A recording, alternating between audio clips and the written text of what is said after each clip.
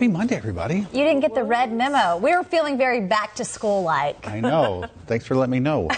Welcome back. How is it adjusting to the schedule again? I'm having about as rough as all those students out there who are waking up waking up for the first day. About 250,000 students in our area, 10 districts in all.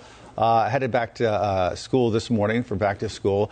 And for CMS, they say they're not going to start the year fully staffed. Right now, the district is about 500 teaching positions short. That seems like a lot, 500. And it is a larger number than the same time last year. The district plans to fill those positions in the first few weeks by offering $2,500 sign-on bonuses for some of those hard-to-fill teaching positions. So a brand new school year, now just hours away, or what am I saying? It's happening right now. I'm just not going to read what's in the prompter because I don't know what's in the prompter. But I believe we do have Richard DeVayne, don't we? Okay, good. Let's take a look at his story.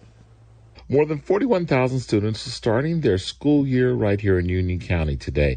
And Superintendent Dr. Andrew Houlihan says, as always, there's excitement as the new year begins. Yeah, so we're excited about the upcoming school year. But there are some areas of concern, as is the case with many districts. Union County is dealing with a shortage of bus drivers and has made several adjustments to get students to its 53 campuses, including drivers making double runs and consolidating some routes.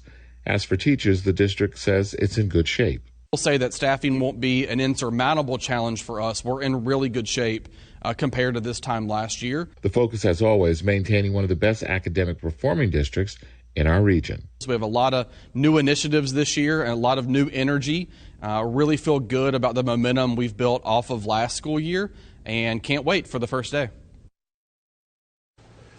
Meanwhile, one school district cracking down to help keep students healthy and safe. Yes. So teen vaping, as we know, is a huge issue in a lot of our schools. And I want to talk about, one of the district policies that came out in Burke County. But before that, I want to break down some of these numbers just to give a very real context to what's happening here. So starting with this report that came out from the FDA and CDC last year, kind of giving us a look at what to expect this year. It said that 2.5 million students, and this is middle and high schoolers, guys, actually reported currently using e-cigarettes. Again, that's middle and high schoolers, nearly 85% of them using those flavored e-cigarettes.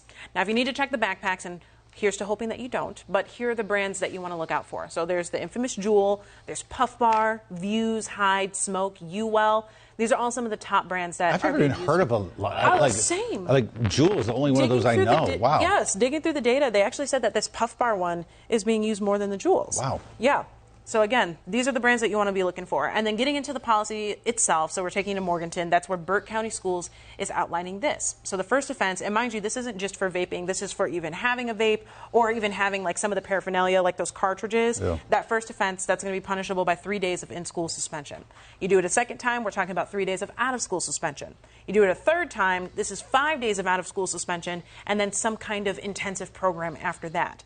And then that fourth offense, this is 10 days out of school, and then some kind of recommendation for long-term suspension on top of that. So again, more than 2.5 million students that are regularly using these e-cigarettes. The hope is that this kind of policy is really going to be strict enough to keep kids from reaching for those items. Yeah. So we will see. I mean, I think about tobacco and cigarettes go away, and this takes over. And this takes over. Yeah. Isn't that crazy? Technology somehow shifted it over because smoking wasn't cool anymore. Now this is cool. Well, you put a battery it's because in of those flavors. Yeah. I mean, which is really and the way they market it. Exactly. Yeah. And I will say, I was at a family function and a relative was vaping, and it had the bubblegum flavor, and my daughter was like, "What's that?" And I was like, no.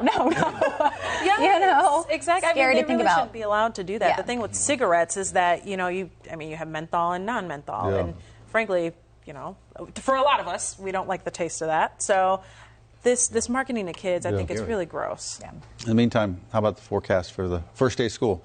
First day of school, not too bad. Clouds out there. A few storms maybe late this afternoon. I don't really. That's the amount of rainfall that we have as we get towards the next several days between today and all the way through Thursday. I think landfall maybe sometime Wednesday on the west coast of Florida for Dahlia. A wet first week back. Yeah, definitely so. So rain is in the forecast all the way through early Thursday morning, so be aware. Joy chiming in saying, I graduated from Union County Schools back in 1993. Oh, there you go, Joy. Wow. How about that? Joy Mott?